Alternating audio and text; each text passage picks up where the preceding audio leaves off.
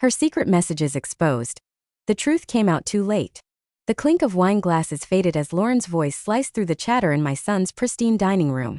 "Oh, Kathy, you're practically our dishwasher," she said, her laugh sharp enough to cut glass. The neighbors froze, forks hovering, their eyes darting to me. My cheeks burned, but I forced a smile, gripping the edge of my chair. The autumn breeze slipped through the cracked window, carrying the scent of fallen leaves, but it did nothing to cool the sting of her words. I'd spent years building my cafe Sunnyside, pouring love into every pie crust, every warm mug of coffee. To Loren, my daughter-in-law, it was nothing, just a greasy spoon where I scrubbed dishes. She wanted me small, invisible, out of her perfect life with my son Brandon. The worst part? Brandon sat there, head down, tracing the rim of his glass, silent. My own boy letting her humiliate me. The room buzzed back to life, but her words clung to me like damp October fog. I excused myself, stepping into the cool night, my breath visible under the porch light. My hands shook, not from the chill, but from the betrayal. I'd given them everything. Money for this house, hours watching their daughter, my granddaughter, Lily. And this was my reward? I straightened, my jaw tight. Loren thought she could break me, but she didn't know the fire in me. I'd built a business from nothing. I'd raised a son alone. And I wasn't done. Tomorrow I'd show her what a dishwasher could do. My cafe would be her reckoning. The morning after the dinner, I woke to the familiar hum of my cafe, Sunnyside, before the sun had even crested the Ohio hills. The air smelled of brewing coffee and the faint sweetness of cinnamon rolls rising in the oven. My hands moved on instinct, wiping down the worn oak counter, its grooves telling stories of a decade's worth of spills and laughter. The cafe was my sanctuary, a small brick building on Main Street, its wide windows framing the sleepy town square. Outside, golden leaves swirled across the pavement, catching the first light of an October dawn. Inside, the jukebox hummed softly, playing an old Patsy Cline tune. This was my world, built from nothing but grit and a dream, and no one, not even Loren, could take that from me. I tied my apron, the one with sunflowers embroidered by my granddaughter, Lily, and pushed open the kitchen door. My cook, Javier, was already at the grill, flipping bacon with a grin. "Morning, Kathy. You look like you wrestled a bear last night." His teasing was gentle, but I caught my reflection in the stainless steel fridge. Dark circles under my eyes, my auburn hair pulled into a messy bun. I forced a laugh. "Just family drama, Javi. Nothing a strong coffee won't fix." But the truth sat heavy in my chest, like a stone I couldn't dislodge. Lauren's words from the dinner replayed in my mind. "You're practically our dishwasher." The cruelty of it, the way she'd smirked, knowing the neighbors were watching. And Brandon, my son, just sitting there letting it happen. I poured myself a mug of coffee, the steam curling under my nose, and leaned against the counter. The cafe wasn't open yet, but I needed this moment to think. Sunnyside wasn't just a business. It was my heart. I'd opened it after my husband, Tom, died 15 years ago, when Brandon was still in high school. Back then I was drowning in grief, with a mortgage I couldn't pay and a teenage boy who needed me to be strong. So I took every penny from Tom's life insurance and bought this place. A rundown diner nobody wanted. I scrubbed floors, learned recipes from my mother's old notebooks, and turned it into a haven. Now it was the soul of our little town in Warren County, Ohio, where farmers lingered over pancakes and kids doodled on paper placemats. It was mine, and Loren thought she could reduce it to a punchline. I sipped my coffee, letting the bitterness ground me. The memory of last night gnawed at me. The dinner had started so well, Brandon's dining room glowing with candlelight, the table set with the china I'd given them as a wedding gift. I'd brought my famous pumpkin pie, the one Lily begged for every fall. The neighbors, the Hendersons and the Millers, were there, chatting about the harvest festival. Then Loren, in her sleek black dress, had turned the conversation to me. "Kathy's always so busy at that little diner of hers," she'd said, her voice syrupy. "Scrubbing dishes, mopping floors, such a trooper." The room had laughed, but her eyes locked on mine, daring me to react. Then came the final blow. "You're practically our dishwasher." Brandon's silence had hurt more than her words. My own son, too spineless to defend me. I set the mug down, my hands trembling. I'd raised Brandon alone after Tom's accident, working double shifts to keep him fed. I cheered at his football games, helped him with college applications, even loaned him money for the down payment on that house.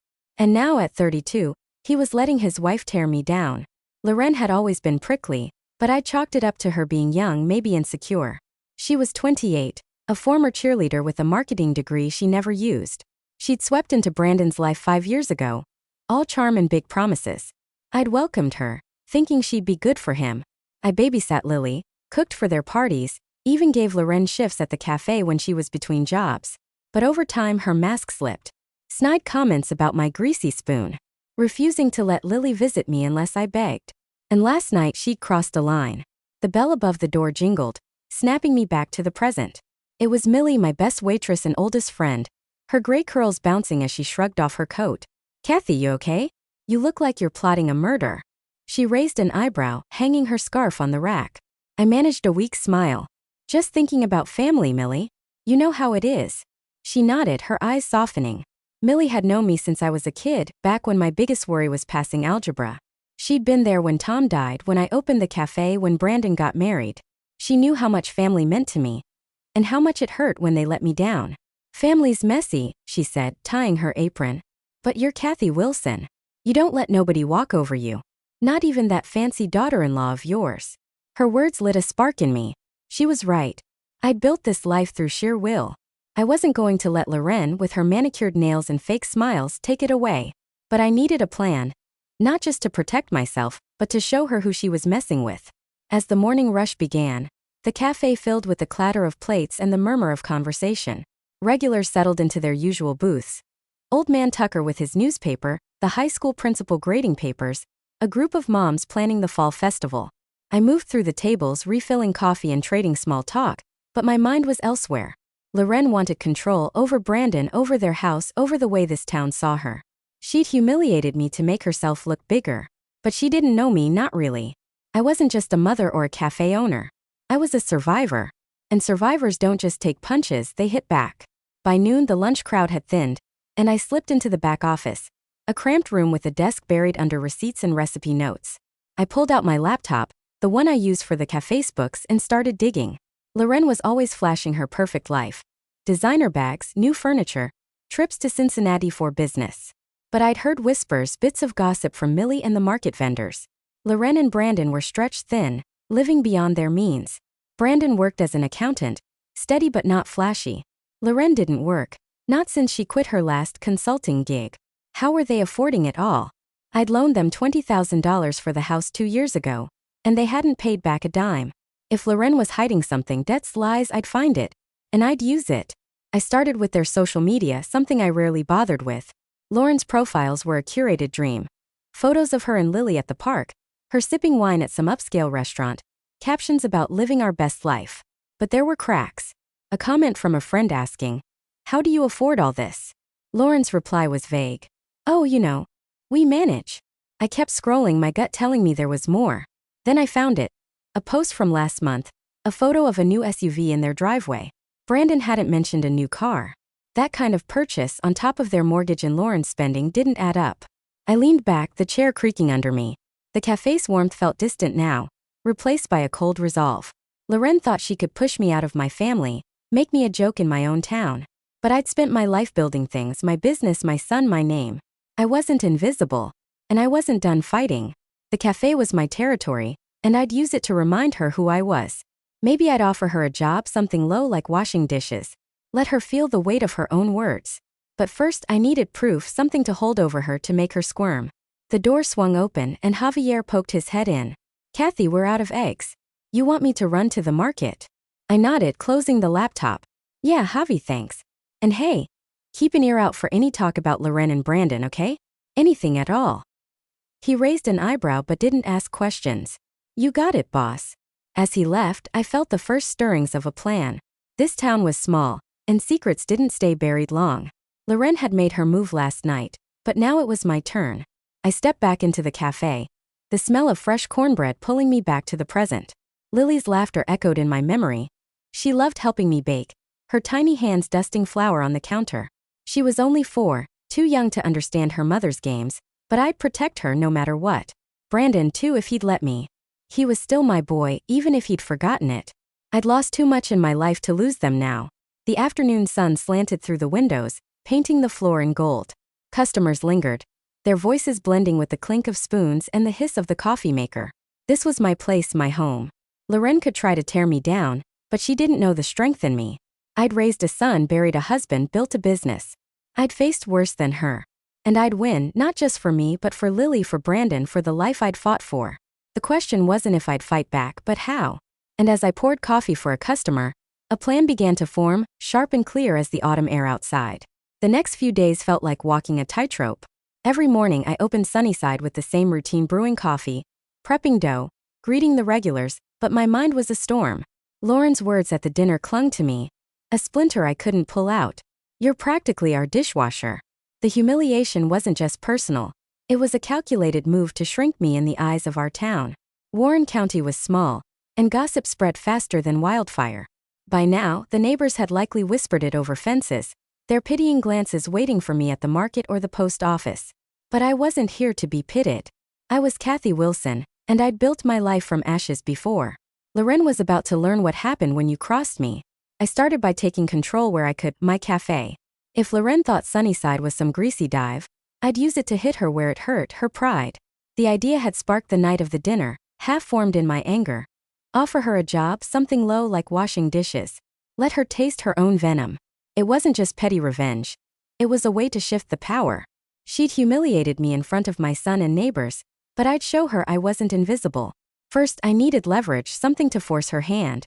The whispers about her spending, the new SUV, the unpaid loan I'd given them, it all pointed to trouble. I just had to find it. That afternoon, I sat in my cramped office, the door closed to muffle the lunchtime clatter. My laptop glowed with bank statements and social media tabs. I wasn't a detective, but I'd balanced Sunnyside's books for years, sniffing out every penny. If Loren was hiding something, I'd find it. I started with the loan I'd given them. $20,000 for their house down payment. They'd promised to repay it in monthly chunks, but I hadn't seen a dime in 2 years. Brandon had mumbled excuses, and Loren had changed the subject with her dazzling smile. I pulled up my bank records, cross-referencing dates. Nothing. Not a single transfer. My stomach twisted. That money was my safety net, scraped together from years of early mornings and late nights. They'd taken it and left me hanging. Next, I dug into Lauren's online life. Her Instagram was a shrine to perfection. Lily in matching outfits, Brandon grinning at some vineyard, Loren posing with a new leather jacket. But the comments told a different story. A friend had asked about the SUV. "How do you swing that?" Lauren's reply was cagey. "Just good planning."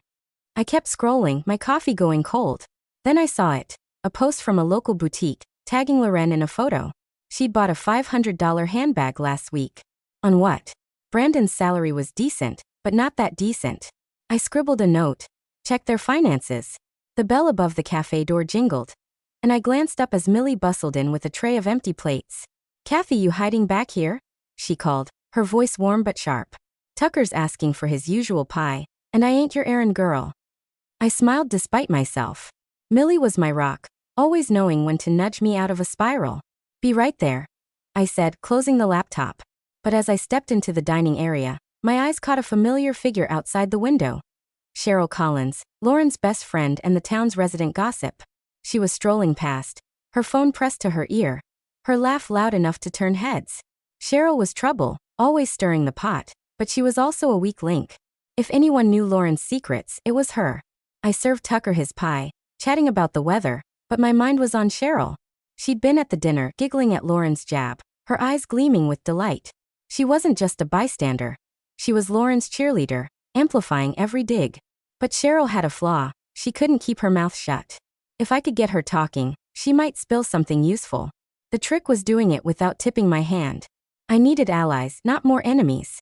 That evening, after closing, I headed to the local market. The air was crisp, the sky streaked with pink and gold as leaves crunched under my boots. The market was a hub of gossip, where vendors and shoppers traded stories as freely as apples. I spotted Cheryl at a stall, inspecting pumpkins with her usual flair, her bracelets jangling. I took a breath and approached, keeping my voice light. "Hey, Cheryl, picking out something for the festival?" She turned, her smile faltering for a split second before it snapped back into place. "Kathy. Yeah, gotta impress the neighbors." Her tone was too bright, like she was hiding something. We chatted about the weather, the festival, anything to loosen her up. Then I steered the conversation to Loren. "Saw Lauren's new SUV," I said casually, tossing apples into my basket. "Must be nice, upgrading like that." Cheryl's eyes flickered, and she laughed a little too loud. "Oh, Loren, she's got a knack for making things work." I raised an eyebrow, keeping my tone playful. "Must be some knack. Brandon's job that good." Cheryl hesitated, her fingers tightening on a pumpkin. Well, they've got plans. Investments, I think. Investments? That was new.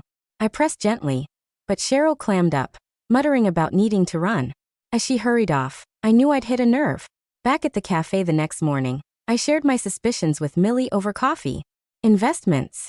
Millie snorted, wiping down a table. Lauren's idea of investing is buying shoes she can't afford. You think she's in trouble? I nodded, my jaw tight. I think she's hiding something, and Brandon's too blind to see it. I need to know what.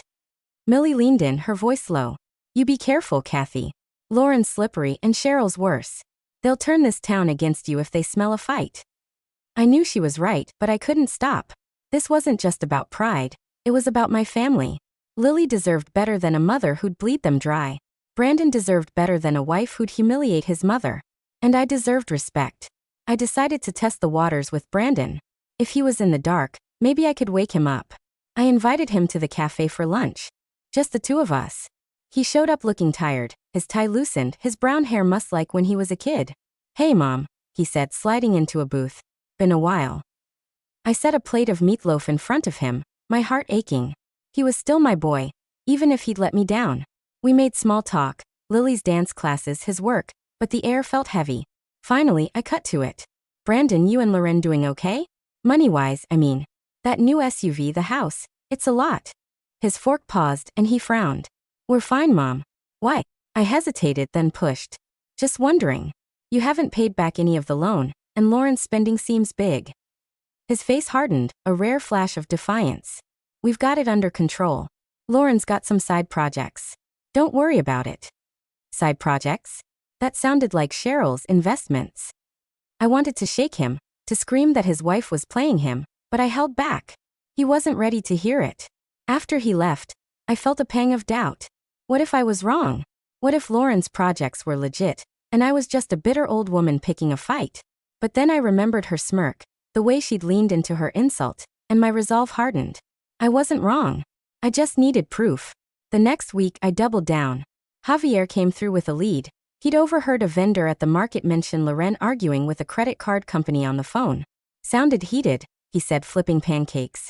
Something about a missed payment. That was enough to get me moving. I called an old friend, Carla, who worked at the local bank. I didn't ask for anything illegal, just a nudge in the right direction. Can't give details, Carla said over coffee, her voice low. But I can tell you their account's been flagged. Overdrafts, late payments. They're in deep, Kathy. My heart sank, but it also lit a fire. Loren wasn't just reckless. She was dragging my son down with her. I started watching Loren more closely. She came by the cafe one afternoon, dropping Lily off for a visit. She was all smiles, but her eyes were cold. Kathy, you're so good with Lily, she said, her voice dripping with fake warmth. Must be nice having all this free time. I bit my tongue, kneeling to hug Lily, her pigtails bouncing. Anytime, Loren. You know that. As she left, I noticed her purse, a new one, designer, probably worth a month's rent. My blood boiled. She was spending money they didn't have, and I was done playing nice. That night, I made my move. I called Loren and offered her a job at Sunnyside. We're short-staffed, I said, keeping my tone neutral. Dishwashing mostly. Could use someone reliable. There was a long pause, then a laugh, sharp and brittle. Me? Wash dishes. Kathy, come on. I pressed, my voice steady. It's good money, Loren. Thought you might need it, with all the expenses. Another pause, longer this time. I'll think about it, she snapped and hung up. I smiled. She'd taken the bait, even if she didn't know it yet. If she said yes, I'd have her under my thumb. If she said no, I'd keep digging until I found something to force her hand. The tension in town was rising. Cheryl had been spreading stories. I caught snippets from customers, whispers about Kathy picking fights with Loren. She was painting me as the villain, the meddling mother-in-law. It stung, but I didn't care. I was focused. I started asking around, discreetly, about Lauren's side projects. A vendor at the market mentioned she'd been selling some kind of wellness products online, but it hadn't taken off. Another said she'd been borrowing money from friends, promising quick returns. It sounded like a scam, or at least a desperate grab for cash. I filed it all away, building my case. Then came a breakthrough. Millie came to me one morning, her face grim. Kathy, you need to see this. She handed me her phone, open to a text from a mutual friend. It was a screenshot of a private message from Cheryl, bragging about Lauren's big plan to flip the house for profit. "They're underwater on the mortgage," Cheryl had written, "but Lauren's got a guy who'll buy it quick." My heart stopped. They were planning to sell the house.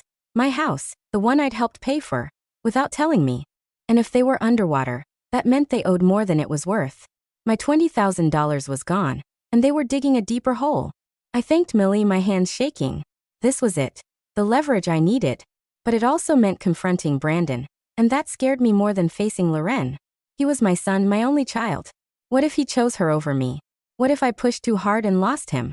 I shoved the thought down. I'd already lost too much to back off now. I called Carla again, asking her to dig a little deeper, off the record. She hesitated but agreed. "Give me a couple days," she said. "I'll see what I can find." The next day, Loren showed up at the cafe unannounced. She strode in like she owned the place, her heels clicking on the linoleum. "Kathy, about that job," she said, her smile tight. "I'm not interested. But I appreciate the gesture." Her tone was mocking, like she'd seen through my plan. I kept my face neutral. "No problem, Loren. Offers open if you change your mind." She lingered, her eyes scanning the cafe, and for a moment, I thought she might say something real. But then she turned and left, leaving a cloud of perfume and tension behind her. That night, I sat in my apartment above the cafe, the windows open to the cool October air. The town was quiet, the only sound the rustle of leaves and the distant hum of a car. I looked at a photo on my nightstand, me, Brandon, and Lily at the park last summer, all smiles. My chest ached. I wasn't just fighting for myself, I was fighting for them. Loren was a storm, tearing through our family, and I was the only one who could stop her. But the deeper I dug, the messier it got. What if the truth hurt Brandon more than her lies? What if I uncovered something I couldn't unsee? Carla called the next morning. "Kathy, you didn't hear this from me," she said, her voice tight. "Their account's a mess. Overdrafts, maxed out credit cards, and a second mortgage they took out last year. And there's a loan in Lauren's name, from some shady online lender. High interest, missed payments. They're drowning." I thanked her, my mind racing. A second mortgage? That was news to me. And a shady loan? Loren was in deeper than I'd thought. I had my leverage, but it came with a price. Confronting her meant dragging Brandon into the mess, and I wasn't sure he'd forgive me. I spent the day planning my next move. The cafe was my weapon, but I needed to wield it carefully. I started by spreading my own whispers. Not lies, just truths. I told Millie about the second mortgage, knowing she'd share it with the right people. I mentioned Lauren's side projects to a few regulars, planting seeds of doubt. If Loren wanted to play the gossip game, I'd play too. But I wasn't ready to confront her yet. I needed one more piece, something undeniable, something that would make her crumble. That evening, I drove to Brandon's house. I hadn't been invited, but I couldn't wait. Lily answered the door, her face lighting up. "Grandma," she squealed, hugging my legs. I scooped her up, breathing in her strawberry shampoo. Brandon appeared, looking wary. "Mom, what's up?" I set Lily down and faced him, my voice steady. "We need to talk. About the house, the money, all of it." His eyes widened, but before he could answer, Loren stepped into the hall, her arms crossed. "Kathy, this isn't a good time," she said, her voice ice. I met her gaze, unflinching. "It's never a good time, Loren. But we're talking. Now." The air crackled with tension. I'd thrown down the gauntlet, and there was no going back. Lauren's perfect mask was slipping, and I was ready to see what was underneath. But as I followed them inside, a flicker of fear crept in. I was fighting for my family, but what if I lost them in the process? The air in Brandon's living room was thick, like the moment before a storm breaks. Loren stood by the fireplace, arms crossed, her lips a tight line. Brandon hovered near the couch, his eyes darting between us, while Lily played in the corner, oblivious, stacking blocks into a wobbly tower. I'd come to confront them about the second mortgage, the shady loan, the house they were planning to flip without telling me. My $20,000 loan, the one I'd given them for this very house, was a ghost in the room, unpaid and unacknowledged. But as I faced Lauren's icy stare, I realized this wasn't just about money. It was about power, family, and the truth I was about to drag into the light. "Brandon," I started, keeping my voice steady, "I know about the second mortgage, and the loan Loren took out. You're in trouble and you didn't tell me." His face paled and he opened his mouth, but Loren cut in, her voice sharp as a blade. "Kathy, you have no right to poke into our finances. This is our life, not yours." She stepped forward, her heels clicking on the hardwood, her eyes daring me to push back. I held her gaze, my heart pounding. It became my business when you took my money and lied about paying it back. That was my savings, Loren. My safety net. And now you're planning to sell this house, my house, without a word. Brandon flinched, his hands rising like he could stop the collision. Mom, wait, we're not selling. But Lauren's laugh cut him off, brittle and mocking. Your house? Kathy, you gave us a loan, not a deed. You don't own us. Her words stung, but I saw the flicker in her eyes. Fear, maybe, or guilt. She was cornered and she knew it. I pressed harder. Then explained the overdrafts. The maxed out credit cards. The SUV, the handbags, the trips. Where's the money coming from, Loren? Because it's not coming from Brandon's paycheck. The room went silent, save for Lily's soft humming. Brandon's face crumpled, and he turned to Loren, his voice low. What's she talking about? You said we were fine. Lauren's mask slipped just for a second, her lips parting as if she'd been slapped. Then she recovered, tossing her hair. We are fine, Brandon. Your mother's just confused. Stirring up drama like always. But her voice shook and I knew I'd hit a nerve. I pulled out my phone, scrolling to the screenshot Millie had sent. The one from Cheryl, bragging about Lauren's plan to flip the house. Confused, I said, holding it up. Then why's Cheryl telling everyone you're selling? Says you're underwater on the mortgage. Care to explain that? Lauren's eyes widened, and for the first time, she looked genuinely rattled. That's just Cheryl talking nonsense. You know how she is. But Brandon wasn't buying it. He stepped closer, his voice rising. Loren, what the hell's going on? You told me the house was fine, that we were just refinancing. She spun on him, her composure cracking. We are. I'm handling it, okay? You don't need to worry. But he wasn't backing down. Handling it? Like you handled the credit cards? The bills I didn't even know about. The air crackled with their tension, and I felt a pang of guilt. I'd wanted to expose Loren, but seeing Brandon's pain, my boy, caught in her web, hurt more than I'd expected. Lily looked up, her blocks forgotten. Mommy, why's everyone yelling? Lauren's face softened, and she knelt beside her, forcing a smile. It's okay, sweetie. Grown-up stuff. Go play in your room. Okay. Lily hesitated, glancing at me, and I gave her a reassuring nod. As she scampered off, I felt a surge of protectiveness. This wasn't just about me or Brandon, it was about her too. Loren was reckless, and Lily would pay the price if I didn't stop her. I lowered my voice, keeping my eyes on Loren. I don't want to fight, but I'm not letting this go. You're dragging my son into a mess, and I won't stand by while you ruin him. Loren stood, her smile gone, replaced by a cold fury. Ruin him? I'm building a life for us, Kathy. Something better than your little diner. You're the one clinging to the past, meddling where you don't belong. Her words cut deep, but I didn't flinch. Then prove it, I said. Show me the books. Show me these investments Cheryl's crowing about. If you're so innocent, it shouldn't be hard. She froze, her hands clenching into fists. Brandon stared at her, waiting, but she said nothing. Finally, she grabbed her purse and stormed out, the front door slamming behind her. Brandon sank onto the couch, his head in his hands. Mom, I didn't know, he whispered. She said it was under control. I trusted her. My heart broke for him, but I couldn't soften now. I sat beside him, my hand on his shoulder. I know, honey, but we need to figure this out. For you, for Lily. I'll help, but you have to let me in. He nodded, his eyes red, and for a moment, I saw the boy who'd clung to me after Tom died, scared and lost.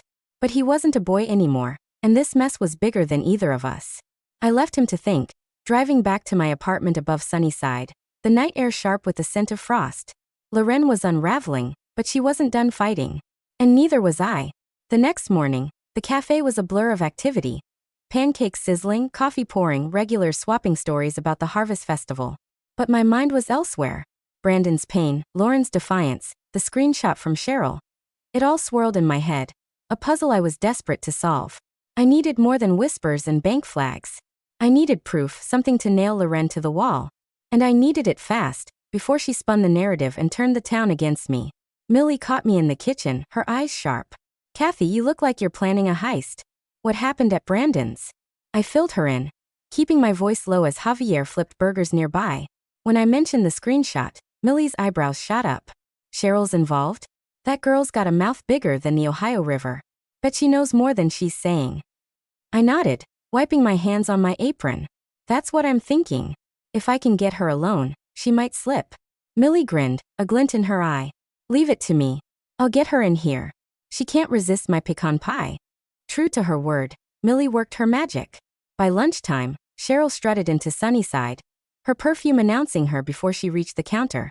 Kathy, Millie said you've got some new pie I have to try, she said, her smile all teeth. I played along, serving her a slice with a side of small talk. Heard you've been helping Loren with some big plans, I said casually, refilling her coffee. Flipping houses, right? Sounds exciting. Cheryl's fork paused and she laughed too loud. Oh, you know Loren. Always dreaming big. I just cheer her on. But her eyes darted away, and I knew I had her. I leaned in, my voice soft but firm. Cheryl, I know about the second mortgage. The loan. The house. If you're in on it, you'd better start talking, because this town doesn't take kindly to scams. Her face went white and she stammered. I'm not, Kathy, I'm not in on anything. Loren just, she said it was a sure thing. Some investor guy, quick sale, big profit. I pressed harder. What investor? Give me a name. She squirmed, her bracelets jangling. I don't know, okay? She met him online. Said he's got connections. That's all I know. I let her go, her pie half eaten, but my mind was racing. An online investor? That sounded like trouble, maybe a con, maybe worse. I called Carla at the bank, asking her to check for any unusual transactions tied to Lauren's loan. I'll try, she said. But you're skating on thin ice, Kathy. If this blows up, I can't be involved. I thanked her and hung up, my stomach churning. Cheryl's story about the investor didn't add up. Loren wasn't smart enough to pull off a real estate deal, but she was desperate enough to fall for a scam. And if she was in over her head, Brandon and Lily were at risk. That afternoon, I got a call from Brandon. His voice was tight, like he was holding back tears. Mom, Lauren's gone. She left a note, said she needed space. Took some clothes, her laptop. I don't know where she is. My heart stopped. I'd wanted to shake her, not drive her away. I'm coming over, I said, grabbing my keys. At their house, I found Brandon pacing, Lily coloring at the kitchen table. The note was on the counter, scrawled in Lauren's looping handwriting. Need to clear my head. I'll be back. Don't worry. But worry was all I could do. Had I pushed her too far? Or was this another move in her game? I stayed with Brandon, helping with Lily, but my mind was on Loren. Her leaving didn't feel like surrender, it felt like a dodge. She was running from something, maybe the investor, maybe the truth. I checked her social media, but she'd gone silent, no posts since the dinner. Then I remembered her laptop. Brandon said she'd taken it. But I knew she backed up everything to a cloud account. She'd bragged about it once, saying she was organized. If I could access it, I might find answers. I didn't know much about tech, but Javier's nephew Mateo was a whiz. I called him, explaining just enough to get his help. If you've got her email and a guess at her password, I can try, he said. But it's not exactly legal, Kathy. I swallowed my guilt. Just see what you can do. By evening, Mateo texted me a file, a partial download from Lauren's cloud. It was a mess of receipts, emails, and screenshots, but one email stood out. A chain with someone named Derek Holt, promising a guaranteed return on a property deal. The terms were vague, but the amounts were huge, $50,000 upfront, with Loren wiring money to an offshore account. My blood ran cold. This wasn't an investment. It was a scam, and Loren had fallen for it hard. I showed Brandon the email, watching his face crumble. She didn't tell me, he whispered. She said it was a side hustle, something safe. I hugged him, my own anger mixing with fear. Loren wasn't just reckless. She was in deep with someone dangerous. And now she was gone, leaving us to clean up the mess. I wanted to track her down, but first I needed to protect my family. I called Carla again, asking her to freeze any accounts tied to the house. Already done, she said. The bank flagged a withdrawal attempt this morning. Loren tried to pull out everything. We stopped it, but she's furious. The next day, I got a text from an unknown number. Back off, Kathy. You're making this worse. It was Loren, I was sure of it. My hands shook as I typed back. Come home and face this. Running won't fix it. No reply. I showed the text to Brandon, who looked like he'd aged a decade. What do we do, Mom? He asked. I didn't have all the answers, but I knew one thing. Loren wasn't in control anymore. She was scared, and scared people make mistakes. I decided to turn up the heat. I told Millie to spread the word discreetly that Loren was in financial trouble. The town's gossip mill would do the rest. Sure enough, by the next morning, customers were whispering, their eyes following me as I poured coffee. Cheryl came in, looking nervous, and cornered me by the register. Kathy, people are talking. They're saying Lauren's broke, that she's running some scam. Is it true? I shrugged, keeping my face neutral. You'd know better than me, Cheryl. You're her best friend. She flinched, muttering something about needing to go. And I knew I'd rattled her. If Cheryl turned on Loren, I'd have another ally. But the victory felt hollow. Brandon was a wreck, barely sleeping, and Lily kept asking when Mommy was coming back. I took her to the cafe, letting her help with cookies, but her questions broke my heart. Grandma, is Mommy mad at me? She asked, her eyes wide. I hugged her tight, fighting tears. No, sweetie. Mommy's just figuring things out. We'll take care of you. But inside, I was raging. Loren had abandoned her daughter, her husband, her responsibilities. Whatever she was running from, it didn't justify this. Then came the twist I didn't see coming. Mateo called, his voice urgent. Kathy, I dug deeper into that email. Derek Holt isn't just a scammer, he's tied to some bad people. Loan sharks, maybe worse. Lauren's been wiring them money for months, and they're not happy she's late on payments. My stomach dropped. This wasn't just a bad deal. It was dangerous. Loren wasn't just a victim. She was in over her head with people who didn't play nice. I thanked Mateo and sat in my office, the weight of it crushing me. I'd wanted to expose her, to make her pay for humiliating me. But now I was scared for her. For all of us. I called Brandon, telling him everything. He was quiet for a long time, then said, I need to find her, Mom, before this gets worse. I agreed, but I didn't trust Loren to come clean. She'd lied too long, hidden too much. We decided to track her down, starting with her phone. Brandon had access to their shared account, and we found her last location. A motel in Cincinnati, an hour away. I'm going, he said, grabbing his keys. I stopped him. We go together. She's not facing this alone, and neither are you. We left Lily with Millie and drove to Cincinnati. The autumn leaves a blur outside the car. The motel was a rundown place off the highway, its neon sign flickering. Lauren's car was in the lot, and my heart raced as we knocked on her door. She opened it looking like a ghost, her hair messy, her eyes red. What are you doing here? She snapped, but her voice cracked. Brandon pushed past her, his anger spilling over. You left us, Loren. You're in some scam, owing money to God knows who, and you didn't tell me? She backed away, tears streaming down her face. I was trying to fix it. I thought I could make it work. Get us out of debt. I stayed quiet, letting them hash it out, but my mind was on the bigger picture. Loren was scared, but she wasn't telling us everything. Who's Derek Holt? I asked, cutting through their shouting. She froze, her hands trembling. Just a guy. A business contact. I stepped closer, my voice low. He's not a businessman, Loren. He's dangerous. You're in over your head. And you're putting Lily in danger too. Her face crumpled and she sank onto the bed, sobbing. I didn't mean for this to happen. I just wanted more. For us. For the first time, I saw her not as a villain, but as a scared, reckless woman who'd gambled and lost. But pity didn't erase the damage. Brandon sat beside her, his anger giving way to exhaustion. We're going home, he said. All of us. And we're figuring this out together. She nodded, wiping her eyes, but I wasn't convinced.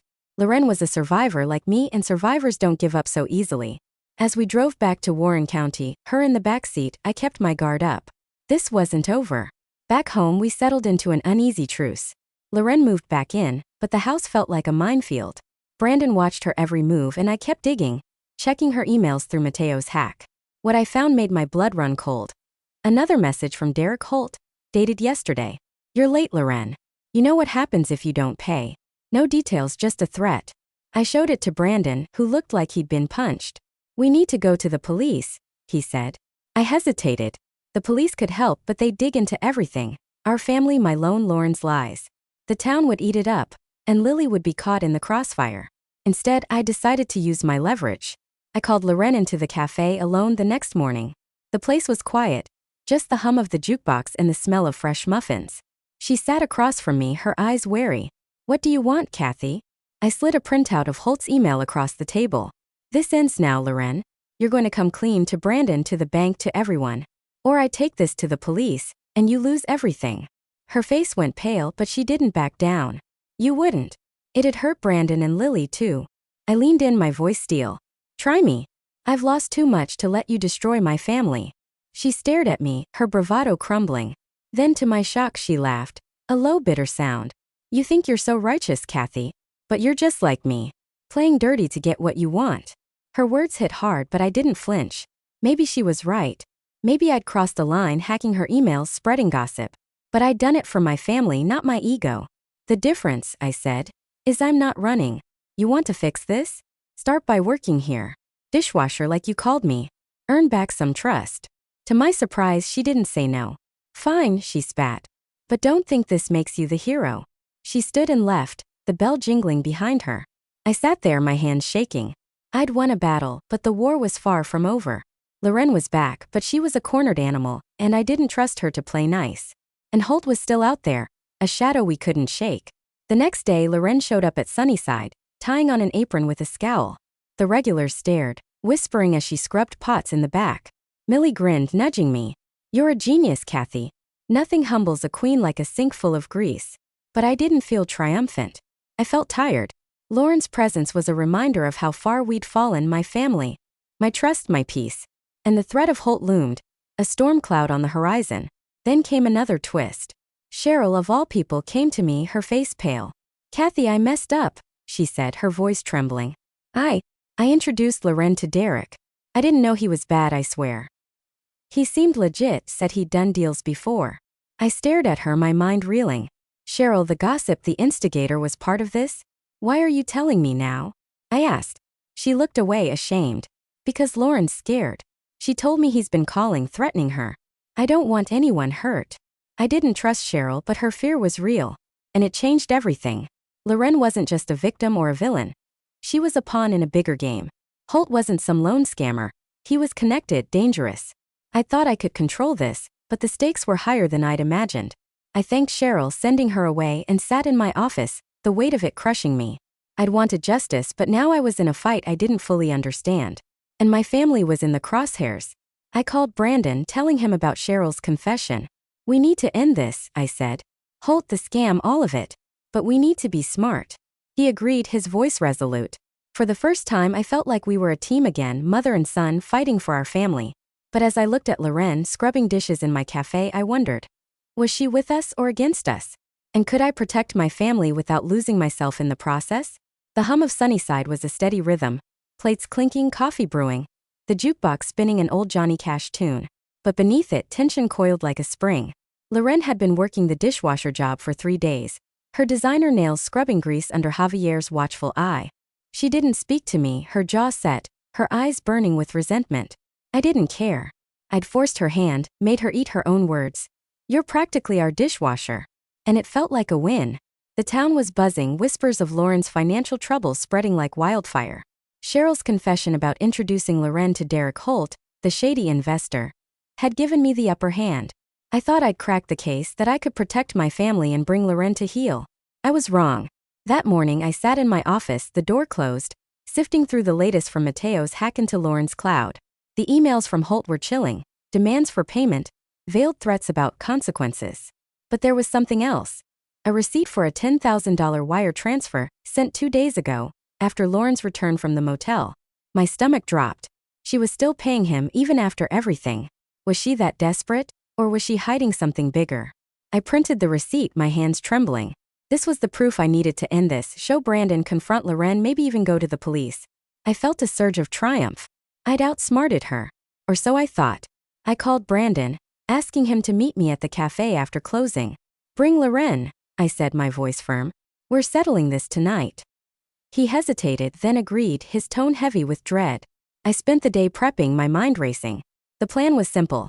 Lay out the evidence, Holt's emails, the wire transfer, Cheryl's story, and demand Loren come clean. If she refused, I'd threaten to take it all to the authorities. I'd save my son, protect Lily, and make Loren face the consequences. It felt airtight. But life's never that clean. The cafe was quiet by evening, the last customers gone, the tables wiped down. Millie stayed, sensing trouble, her gray curls bouncing as she refilled the sugar jars. You sure about this, Kathy? She asked, her eyes sharp. Cornering Loren might backfire. She's not the type to go down quiet. I nodded, gripping the folder of printouts. I'm done playing nice, Millie. She's had her chances. But her warning stuck, a splinter of doubt. Loren was slippery, and I was gambling with my family's future. Brandon and Loren arrived at 7, the bell jingling as they stepped inside. Brandon looked exhausted, his shoulders slumped, while Loren was all defiance, her arms crossed, her lips a tight line. She'd swapped her usual heels for flats, but her designer purse still dangled from her arm, a reminder of her reckless spending. I locked the door behind them, the click echoing in the empty cafe. "Sit," I said, pointing to a booth. They did, Brandon's eyes on me, Lauren's on the floor. Millie hovered by the counter, ready to jump in if things got ugly. I slid the folder across the table, my voice steady. "Loren, I know about the wire transfer. $10,000 to Derek Holt 2 days ago. You're still paying him, even after you swore you'd stop." Brandon's head snapped up, his face twisting. "What? Loren, you said you were done with that guy." She flinched, her hands clenching. "I was trying to fix it, Brandon. You don't understand." I cut in, flipping open the folder to show Holt's emails. "Fix it? You're feeding a scam, Loren. Holt's not an investor, he's a predator. And you're dragging my son and granddaughter into it." Brandon grabbed the emails, his eyes scanning the threats. "This is real?" he asked, his voice breaking. I nodded. Mateo pulled it from her cloud. "She's been lying to you, Brandon. To all of us." Lauren's face went pale, but she didn't crumble. Instead, she leaned forward, her voice low and venomous. "You hacked my emails, Kathy? That's low even for you. You're obsessed, digging into my life like some jealous old woman." Her words stung, but I held my ground. "Call it what you want. I'm protecting my family. You're the one wiring money to a criminal." Brandon slammed the emails down, his anger erupting. "Loren, why didn't you tell me? You said we were okay, that you'd handled it." She turned to him, tears welling, her voice softening. "I was scared, okay? I thought I could pay him off, make it go away. I didn't want you to worry. It was a performance and I wasn't buying it." "Scared?" I said. "You ran to a motel, left your daughter, and kept paying a con man. That's not fear, that's guilt." She glared at me, her tears gone. "You don't get it, Kathy. You never will. You think your little cafe makes you some hero, but you're just a meddler who can't let go." The air crackled and I felt Millie's eyes on me, warning me to stay calm. But I was done holding back. "You humiliated me in front of our neighbors, called me a dishwasher to make yourself feel big. Now you're working my sink, Loren, and you're still lying. So here's the deal. You come clean every detail, every payment, or I take this to the police. Your choice." Brandon looked at her, his face a mix of pain and hope. "Loren, please. Just tell the truth. We can fix this together." For a moment I thought she'd break. Her shoulders sagged, her eyes darting between us. Then she stood, grabbing her purse. "I'm not doing this," she said, her voice cold. "You want to play detective, Kathy? Fine. But you're not my judge." She stormed out, the bell jangling as the door slammed. Brandon started after her, but I grabbed his arm. "Let her go," I said. "She's scared and she's cornered. She'll come back." He nodded, but his eyes were hollow. I hugged him, my heart aching. I pushed Loren to the edge and it felt like victory. I thought I'd won, that she'd crack under the pressure. That was my mistake. The next morning I woke to a text from an unknown number. "You're making a big mistake, Kathy. Stop now or you'll regret it." My blood ran cold. It was Loren, I was sure, but the tone felt different, harder, almost desperate. I showed it to Millie at the cafe, her face grim. "She's not bluffing, Kathy. You've got her scared, but scared people do stupid things." I nodded, my resolve wavering. I thought exposing her would fix everything. Save Brandon, protect Lily, restore my place in the family. But the threat in her text, the wire transfer, Holt's emails, it was all bigger than I'd imagined. I decided to double down, to push harder before she could regroup. That was my second mistake. I called Mateo, asking him to dig deeper into Holt. "I need everything," I said. "Who he is, who he's tied to. Anything that can stop him." Mateo hesitated. "Kathy, this is getting heavy. If he's connected like you said, this could get bad." I insisted, my voice firm. "Just do it. For Lily." He agreed, but I heard the worry in his voice. I also reached out to Carla at the bank, asking her to track the wire transfer. "It's risky," she said. "But I'll see what I can find. Be careful, Kathy." I thanked her, my stomach churning. I was in deep, and the water was rising. By noon the cafe was packed, the lunch rush in full swing. Loren didn't show for her shift, no surprise there. Javier covered the dishes, grumbling but loyal. I moved through the tables, pouring coffee, smiling at regulars, but my mind was on the confrontation. I'd laid out the truth, and Loren had run. I thought it meant I'd won, that she'd crumble under the weight of her lies. I even let myself imagine the future. Brandon free of her, Lily safe, my family whole again. I was so sure I'd solved it. Then the key twist hit, like a punch I didn't see coming. Mateo called, his voice urgent. Kathy, I found something. Holt's not just a scammer, he's a front. The account Lauren's been wiring to? It's tied to a bigger operation, maybe organized crime. And there's more. I found an email in her cloud, one you didn't see. She's been talking to someone else, someone local. They're planning to confront you. My heart stopped. Confront me? Who? Mateo paused, then said, It's Cheryl. She's been feeding Loren info, playing both sides.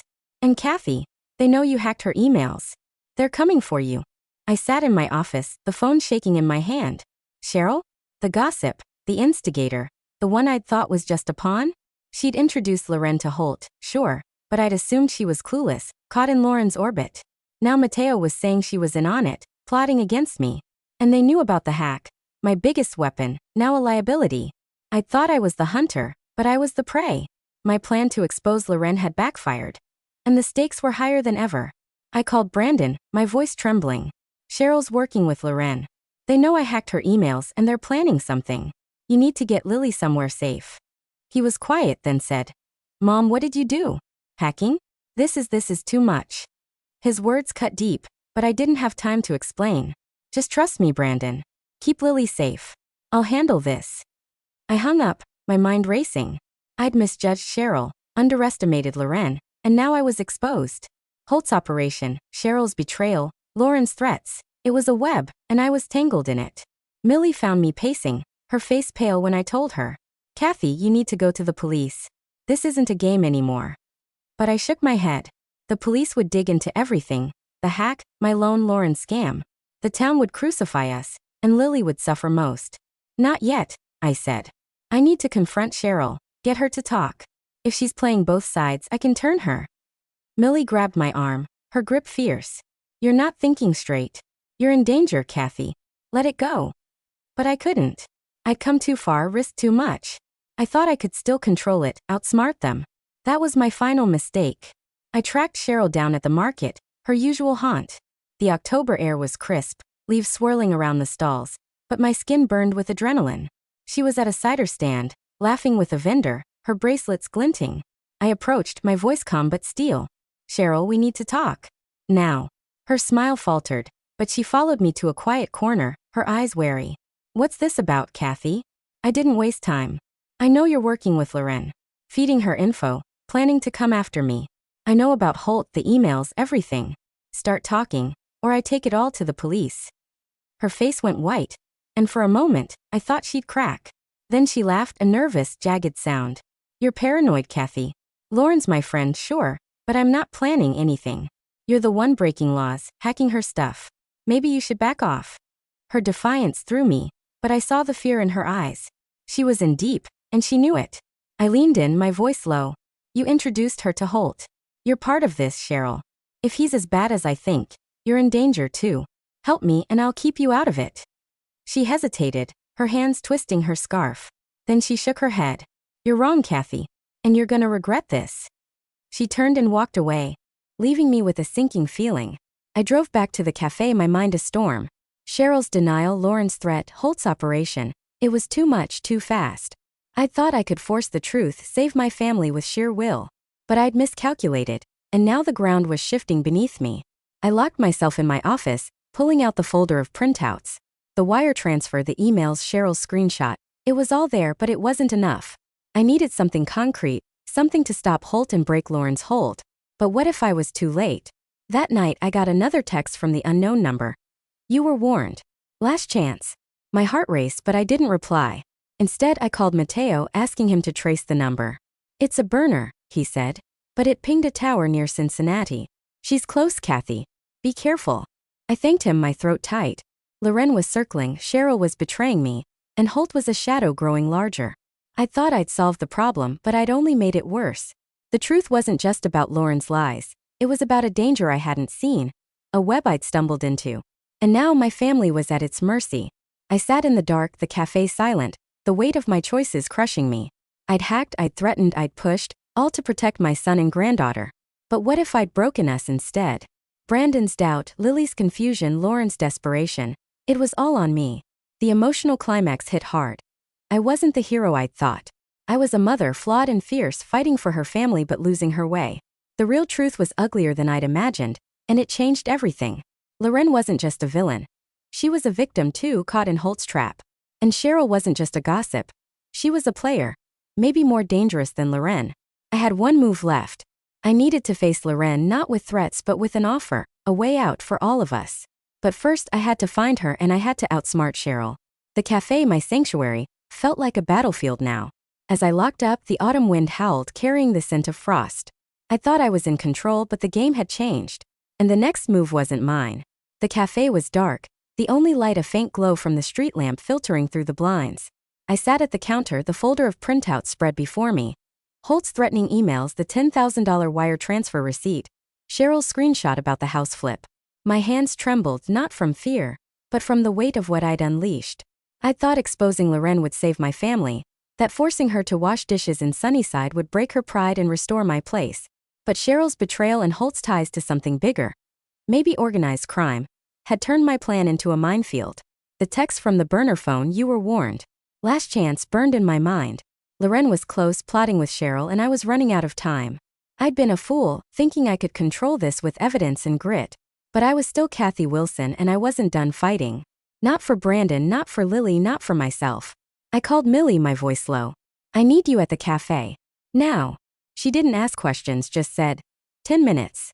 While I waited, I replayed the last week. Lauren's defiance, Cheryl's double game, Brandon's pain. I'd hacked Lauren's emails, spread whispers about her debts, cornered her with proof. I thought it was justice, but it was a match in a powder keg. Cheryl's confession had changed everything. She'd linked Loren to Holt, and now they knew I'd invaded Lauren's privacy. They weren't just coming for me, they were coming for my family. I had to end this, not with threats but with truth. The real truth, no matter how ugly. Millie arrived, her coat dusted with frost, her eyes sharp. "Kathy, you look like hell. What's the plan?" I showed her the latest text, the burner phone's Cincinnati ping.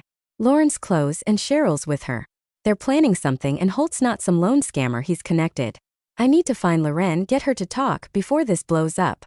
Millie frowned, setting her purse down. "You can't keep playing detective, Kathy. This is police territory." I shook my head. "Not yet. The police will tear us apart. Brandon, Lily, me. I need to give Loren a way out for all our sakes." Millie sighed but nodded. "All right. But I'm staying. You're not facing her alone." I called Brandon, waking him. "I need you to check Lauren's phone again. Last location, anything." He sounded groggy but alarmed. "Mom, it's late. What's going on?" I told him about the text, Cheryl's role, Holt's ties. His voice hardened. "I'm checking now. Stay safe, Mom." Minutes later, he texted. "Her phone's off, but last ping was a gas station in Lebanon, 20 minutes away." "I'm coming." I replied, "Stay with Lily. I've got this." But my heart raced. Lebanon was close, too close. Loren was circling, and I had to move fast. I turned to Millie. "I'm going to that gas station. If she's there, I'll bring her back here. Neutral ground." Millie grabbed my arm. "Kathy, this is crazy. What if she's with someone? What if Holt's people are there?" I met her eyes, my resolve steel. "Then I'll deal with it. I've lost too much to stop now." She relented, handing me her pepper spray. "Take this. And call me if it goes south." I slipped it into my pocket, grabbed my keys and headed out, the October night biting at my skin. The drive to Lebanon was a blur, the highway lined with skeletal trees, their leaves stripped by the wind. The gas station was a lonely beacon, its fluorescent lights buzzing. I scanned the lot, no sign of Lauren's car. But as I stepped inside, my breath caught. There she was at the counter buying a coffee, her hair pulled back, her face pale. She didn't see me until I spoke. "Loren." She spun, her eyes wide, the coffee slipping from her hand. It hit the floor, splattering across the tiles. "Kathy, what the hell are you doing here?" Her voice was sharp, but her hands shook. She was scared. "We're done running," I said, stepping closer. "You, me, Cheryl, Holt, it ends tonight. Come back to the cafe. We talk, or I go to the police with everything." Her eyes darted to the door, like she might bolt, but I blocked her path. "Don't," I said. "You've got Lily to think about. Brandon. Yourself." She stared at me, her defiance crumbling, and nodded. "Fine. But this doesn't change anything."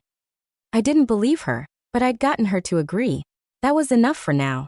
We drove back in silence, her in the passenger seat, clutching her purse like a lifeline. At Sunnyside, Millie was waiting, her face grim but relieved. You're both in one piece. That's a start. I locked the door, the cafe's warmth a stark contrast to the chill outside. Loren sat in a booth, her posture rigid, while Millie brewed coffee, her presence a quiet anchor. I slid into the booth across from Loren, the folder in my hands. Start talking, I said. Holt, Cheryl, the money. All of it. Lauren's eyes flicked to the folder, then to me. You think you've got me all figured out, don't you? The big bad villain, ruining your perfect family. Her voice was bitter, but there was pain beneath it. I leaned forward, keeping my tone even. I don't care about villain or victim. I care about the truth. You're in deep with Holt, and it's not just you he's after. Brandon, Lily, they're in danger because of you. So talk. She laughed, a hollow sound. You want the truth? Fine. But you won't like it. She leaned back, her hands twisting in her lap. It started a year ago. We were drowning, mortgage, credit cards, your loan. Brandon's job wasn't enough and I wanted more. A better life for Lily, for us. Cheryl knew this guy, Derek Holt, said he was a big deal in real estate. Quick flips, big profits. I met him online, thought he was legit. He promised we could sell the house, clear our debts, start fresh. I sent him money, our savings, then loans, then more. By the time I realized he wasn't what he seemed, it was too late. He had me hooked. I listened, my heart sinking. It was the story I'd pieced together, but hearing it from her made it real. How much? I asked. She swallowed, her voice barely a whisper. 75,000. Most of it borrowed. Some from bad people. My breath caught. 75,000? Brandon's future, Lily's safety gone. And Cheryl? I pressed. Lauren's eyes darkened. She's worse than me. She knew Holt was shady but pushed me into it. Said it was my fault for being desperate. Then she started playing both sides, feeding you info to cover her own ass. The revelation hit like a wave. Cheryl wasn't just a gossip or a pawn. She was the architect, pulling strings while Loren took the fall. I'd underestimated her. And it had nearly cost me everything. Why keep paying Holt? I asked, showing her the wire transfer receipt. Even after you ran? Lauren's face crumpled, tears spilling. Because he threatened Lily. Said he'd come for her if I didn't pay. I was trying to protect her, Kathy. I know you don't believe me, but I was. Her words shook me. I'd seen her as a manipulator, a threat to my family, but now I saw a mother scared and trapped. It didn't erase her lies or her cruelty, but it changed the picture. I glanced at Millie, who nodded slightly, her eyes soft. What about the texts? I asked, showing her the burner phone messages. Threatening me. Loren frowned, confused. I didn't send those. I swear. I've been hiding, trying to figure out how to pay Holt. That's not me. My gut twisted. If not Loren, then who? Cheryl? Or someone worse? I stood pacing, the pieces falling into place. Cheryl had played us all. Introducing Loren to Holt, leaking info to me, stirring the town's gossip. She'd kept her hands clean while we tore each other apart. And Holt wasn't just a scammer, he was a front for something bigger. Something that could hurt us all. I turned to Loren, my voice firm. You're coming clean. To Brandon, to the bank, to the police. We're ending this together. But first, we deal with Cheryl. Loren nodded, wiping her eyes. Okay. But she's not stupid. She'll know I talked. I didn't care. Cheryl had betrayed us both. And I was done letting her hide. I called Brandon, telling him to bring Lily to the cafe. Lauren's here, I said. She's talking. We need you. He arrived 20 minutes later, Lily sleepy in his arms, his face a mix of relief and dread. When he saw Loren, he froze, his voice raw. You're back. But are you staying? She stood, tears streaming, and hugged him. I'm sorry, Brandon. I messed up. But I'm here. I filled him in, watching his face harden as I explained Cheryl's role. She played us, I said. And she's still out there, covering her tracks. Brandon set Lily down, his jaw tight. Then we get her. Now.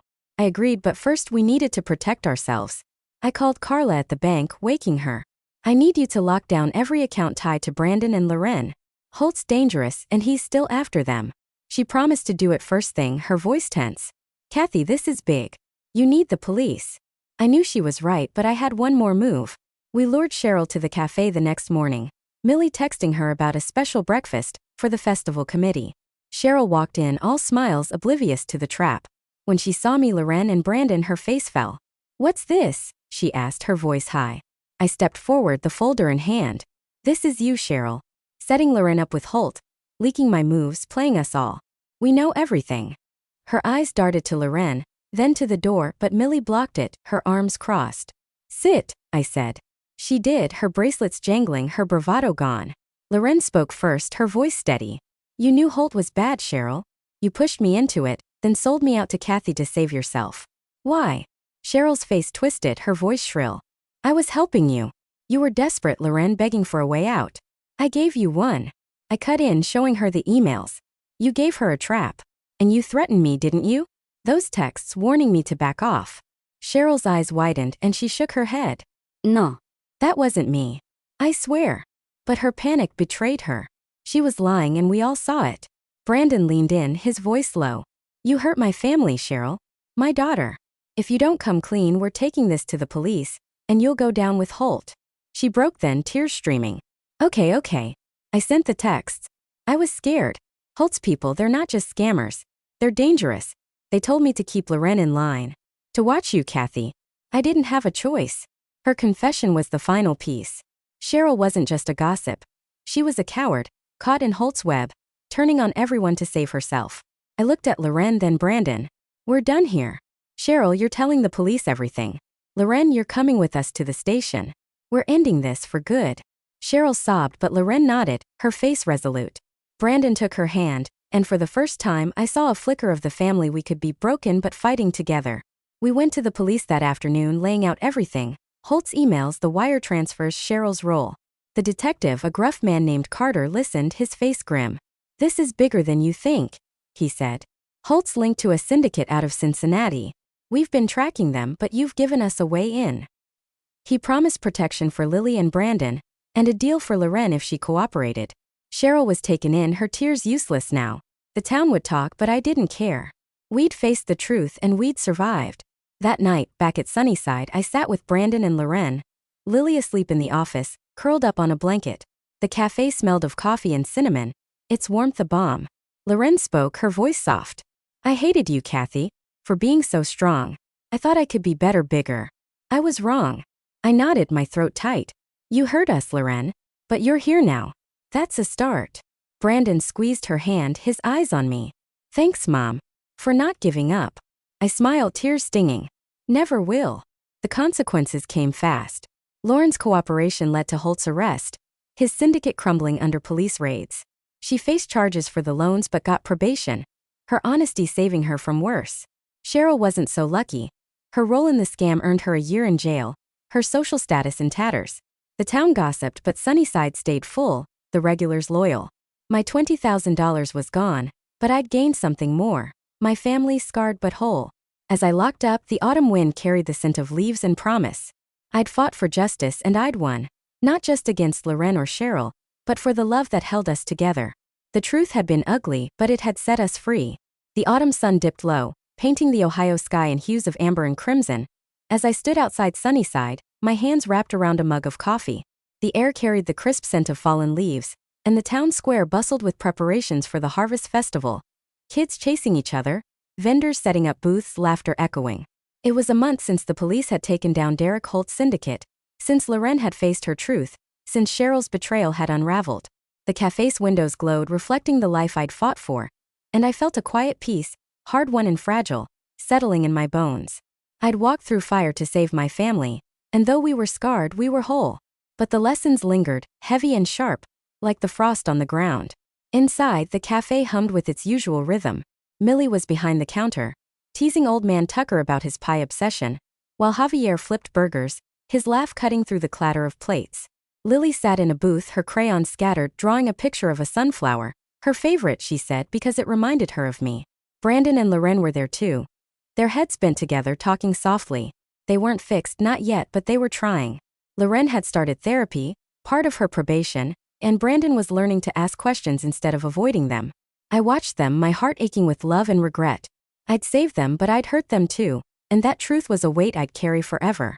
I sipped my coffee, the steam curling in the cool air, and let my mind drift. The fight had changed me. I'd started it for justice. Lauren's cruel words at that dinner, calling me a dishwasher, had lit a fire. I'd wanted to prove her wrong, to reclaim my place in my family, my town. But I'd gone too far, hacking her emails, spreading whispers, cornering her until she broke. I told myself it was for Brandon, for Lily, but part of it was pride and need to win. Loren had been right in a way when she'd called me out. You're just like me. Playing dirty to get what you want. I wasn't her, not really, but I'd crossed lines I never thought I would. That was the first lesson. Strength without restraint can wound as much as it protects. I stepped inside, the bell jingling, and slid into the booth with Lily. Whatcha drawing, sweetie? I asked, brushing a curl from her face. She grinned, holding up her picture. It's you, Grandma. See, you're the sunflower, all tall and strong. My throat tightened and I hugged her, breathing in her strawberry shampoo. She was why I'd fought, why I'd risked everything. But the second lesson cut deeper. Family isn't just love, it's forgiveness, even when it hurts. Loren had lied, manipulated, endangered us all. But she was Lily's mother, Brandon's wife. I'd had to let go of my anger to let them heal, to let us be a family again. It wasn't easy. Some days I still saw her smirk, heard her venom, and my hands clenched. But then I'd see Lily's smile or Brandon's quiet gratitude, and I'd choose forgiveness, one hard moment at a time. The town had changed too. Cheryl's arrest had been the scandal of the year, her name now a whisper of shame. She'd been sentenced to a year for her role in Holt's scam. Her social empire crumbled. The gossip mill had turned on her, and Sunnyside had become a refuge for those tired of her games. Customers still asked me about it, their eyes wide, hungry for details, but I'd shrug and pour their coffee. It's done, I'd say, and they'd nod, respecting the line I'd drawn. The third lesson was clear. Truth matters, but so does mercy. I could have fueled the rumors, let the town tear Loren and Cheryl apart, but I'd chosen silence for Lily's sake. She didn't need her mother's mistakes defining her. I glanced at Loren, who was helping Millie clear a table, her apron smudged with flour. She'd kept her job at the cafe, not as a dishwasher but as a waitress, her pride still bruised but softening. She wasn't the same woman who'd humiliated me. Therapy, probation, and Brandon's steady presence were chipping away at her defenses. Yesterday she'd thanked me, her voice low, for not giving up on her. I'd nodded, unsure how to respond. We weren't friends, maybe never would be, but we were family, bound by Lily and the work of rebuilding. The fourth lesson was the hardest. People can change, but only if you give them room to try. I wasn't sure I believed in Lauren's redemption, not fully, but I believed in second chances because I'd needed them too. Brandon caught my eye, offering a small smile. He'd grown up in these weeks, his passivity replaced by a quiet strength. He'd started checking their finances, setting boundaries with Loren, even paying me back in small installments for the $20,000 loan. It wasn't about the money, it was about trust, rebuilt one step at a time. I smiled back, my heart full. The fight had cost us, but it had given us this. A family not perfect but real. As the cafe emptied, I stepped outside again, the festival lights twinkling across the square. The air smelled of cider and wood smoke, and I thought of Tom, my husband, gone 15 years but always with me. He'd loved this town, this life, and I'd built Sunnyside to honor him. I'd fought for it, for our son, our granddaughter, and I'd won. Not just against Holt or Cheryl or Loren, but against the fear of losing what mattered most. The final lesson was simple. Love is a battle worth every scar. I set my mug down, the ceramic warm against my palm, and looked at the cafe sign, its letters faded but proud. Sunnyside wasn't just a place, it was my heart, my legacy. Inside, Lily laughed, Brandon and Loren talked, and Millie's voice carried, warm and steady. The future wasn't certain, new challenges would come, new fights, but I was ready. I'd face the truth, the pain, the cost, and I'd come out stronger. With a final glance at the sunset, I whispered to myself, we're okay. And for the first time in a long time, I believed it. If you like this story, please don't forget to like this video, subscribe to the channel, and write in the comments what impressed you the most about this story. Also, we recommend you to listen to our previous story. It is even more shocking. Just click on the box on the left to play it. Thank you for watching.